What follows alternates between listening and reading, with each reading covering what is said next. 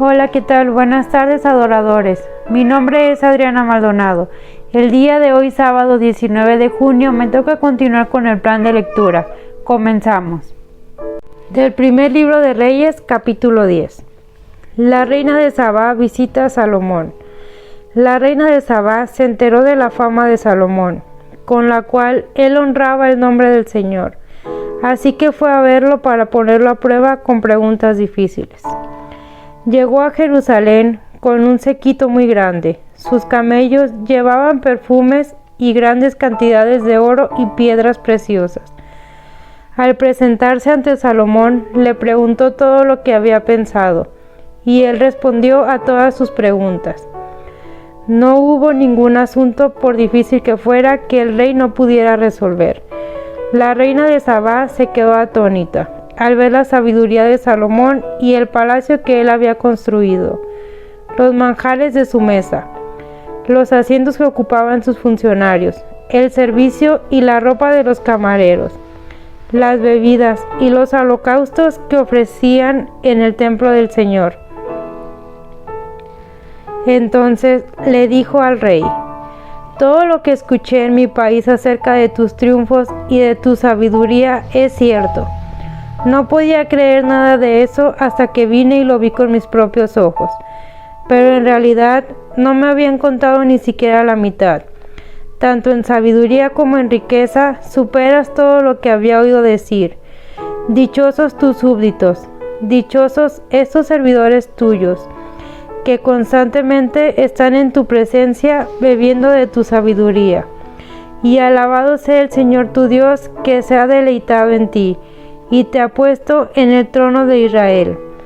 En su eterno amor por Israel, el Señor te ha hecho rey para que gobiernes con justicia y rectitud.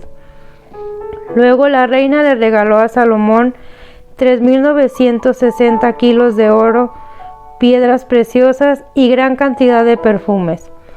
Nunca más llegaron a Israel tantos perfumes como los que la reina de Sabá le obsequió al rey Salomón. La flota de Hiram trajo desde Ofir, además del oro, grandes cargamentos de madera de sándalo y de piedras preciosas.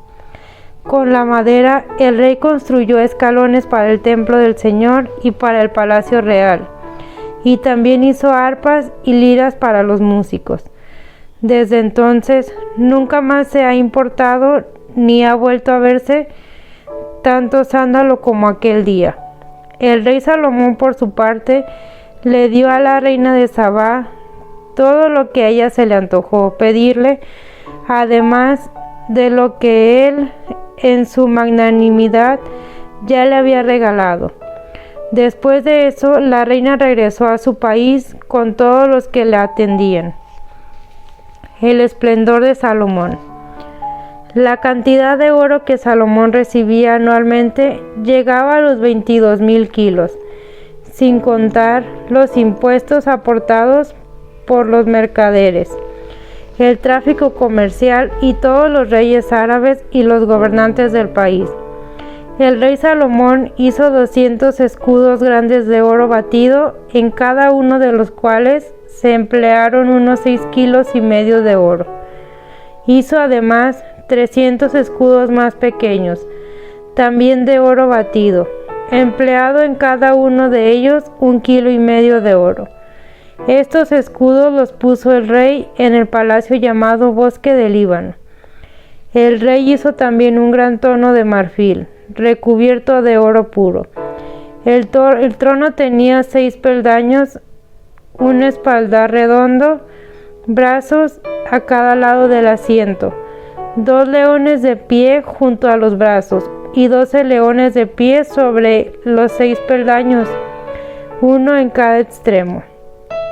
En ningún otro reino se había hecho algo semejante. Todas las copas del rey Salomón y toda la vajilla del palacio Bosque del Líbano eran de oro puro.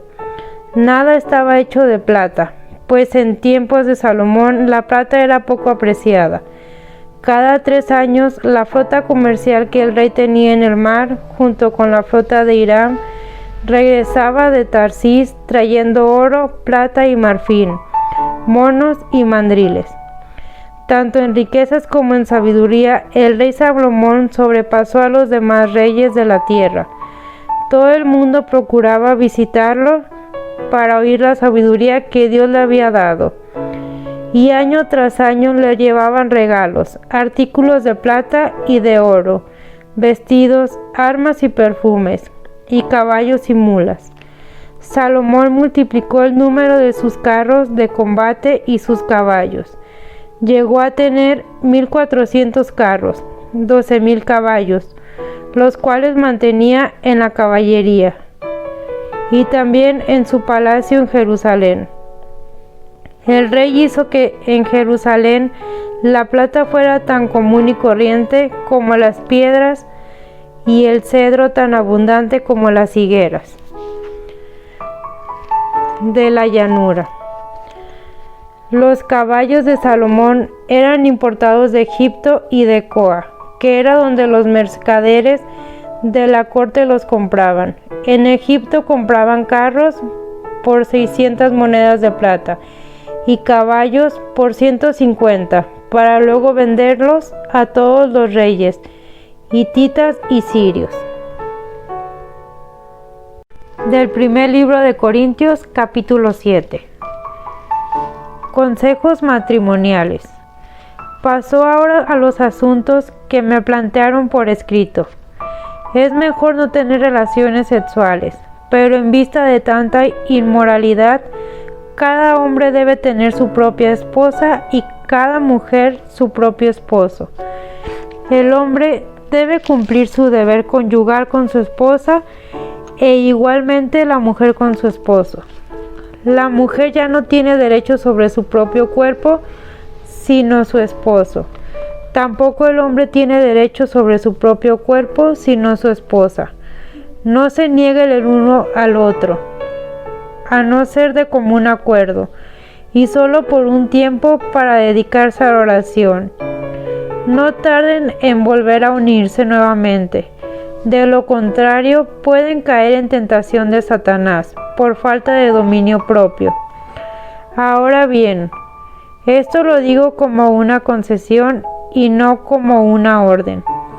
En realidad, preferiría que todos fueran como yo. No obstante, cada uno tiene de Dios su propio don. Este posee uno, aquel otro. A los solteros y a las viudas les digo que sería mejor que se quedaran como yo, pero si no pueden dominarse, que se casen, porque es preferible casarse que quemarse de pasión.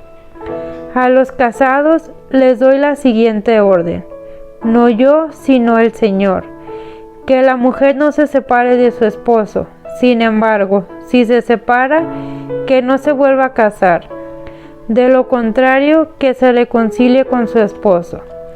Asimismo, que el hombre no se divorcie de su esposa. A los demás les digo yo, no es mandamiento del Señor. Si algún hermano tiene una esposa que no es creyente y ella consiente en vivir con él, que no se divorcie de ella. Y si una mujer tiene un esposo que no es creyente y él es consciente en vivir con ella, que no se divorcie de él, porque el esposo no creyente ha sido santificado por la unión con su esposa, y la esposa no creyente ha sido santificada por la unión con su esposo creyente. Si así no fuera, sus hijos serían impuros, mientras que de hecho son santos. Sin embargo, si el cónyuge no creyente decide separarse, no se lo impidan. En tales circunstancias, el cónyuge creyente queda sin obligación. Dios nos ha llamado a vivir en paz. ¿Cómo sabes tú, mujer, si acaso salvarías a tu esposo? ¿O cómo sabes tú, hombre, si acaso salvarías a tu esposa? En cualquier caso, cada uno debe vivir conforme a la condición que el Señor le asignó y a la cual lo ha llamado. Esta es la norma que establezco en todas las iglesias. ¿Fue llamado alguno estando ya circuncidado? Que no disimule su condición. ¿Fue llamado alguno sin estar circuncidado? Que no se circuncide, para nada cuenta estar o no estar circuncidado. Lo que importa es cumplir los mandamientos de Dios, que cada uno permanezca en la condición en que estaba cuando Dios lo llamó. ¿Eras esclavo cuando fuiste llamado? No te preocupes, aunque si tienes la oportunidad de conseguir tu libertad, aprovéchala. Porque el que era esclavo cuando el Señor lo llamó, es un liberto del Señor. Del mismo modo, el que era libre cuando fue llamado, es un esclavo de Cristo. Ustedes fueron comprados por un precio. No se vuelvan esclavos de nadie. Hermanos, cada uno permanezca ante Dios en la condición en que estaba cuando Dios lo llamó. En cuanto a las personas solteras, no tengo ningún mandato del Señor, pero doy mi opinión, como quien por la misericordia del Señor es digno de confianza. Pienso que a causa de la crisis actual es bueno que cada persona se quede como está. ¿Estás casado? No procures divorciarte. ¿Estás soltero? No busques esposa. Pero si te casas, no pecas, y si una joven se casa, tampoco comete pecado. Sin embargo, los que se casan tendrán que pasar por muchos aprietos, y yo quiero evitárselos. Lo que quiero decir, hermanos, es que nos queda poco tiempo. De aquí en adelante, los que tienen esposa deben vivir como si no la tuvieran. Los que lloran como si no lloraran. Los que se alegran como si no se alegraran. Los que compran algo como si no lo poseyeran. Los que disfrutan de las cosas de este mundo como si no disfrutaran de ellas. Porque este mundo en su forma actual está por desaparecer. Yo preferiría que estuvieran libres de preocupaciones. El soltero se preocupa de las cosas del Señor y de cómo agradarlo, pero el casado se preocupa de las cosas de este mundo y de cómo agradar a su esposa. Sus intereses están divididos. La mujer no casada, lo mismo que la joven soltera, se preocupa de las cosas del Señor, se afana por consagrarse al Señor tanto en cuerpo como en espíritu. Pero la casada se preocupa de las cosas de este mundo y se preocupa por agradar a su esposo. Les digo esto por su propio bien y no para ponerles restricciones, sino para que vivan con decoro y plenamente dedicados al Señor. Si alguno piensa que no está tratando a su prometida como es debido y ella ha llegado ya a su madurez, por lo cual él se siente obligado a casarse, que lo haga. Con eso no peca, que se casen. Pero el que se mantiene firme en su propósito y no está dominado por sus impulsos, sino que domina su propia voluntad y ha resuelto no casarse con su prometida, también hace bien.